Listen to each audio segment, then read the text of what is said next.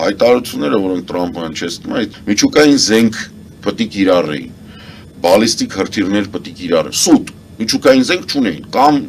հունիսին ոչնչացրեց, բացի նրանց որ հունիսին ոչնչացրել ես, եղբայր չունեն այդ մարդիկ միջուկային զենք, նույնիսկ հունիսին էիք դուք ասում որ չունեն, ու երկու շաբաթվա մեջ չեն կարող ստանալ, որովհետև երկու շաբաթվա մասին պատմությունը մենք 86 թվից լսում ենք,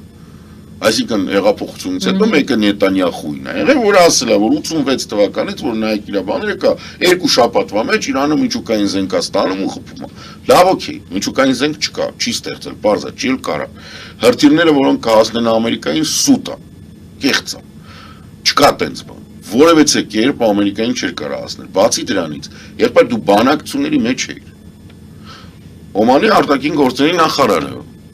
ձեր հարձակում ինձ, մեկ օր առաջ, Ժենևում, եթե չեմ սխալվում, CNN-ին, թե ինչ-որ մեկին հարցազրույց տալուց, ասում է, մենք դրական արձագանքներ ենք տեսնում Իրանի կողմից։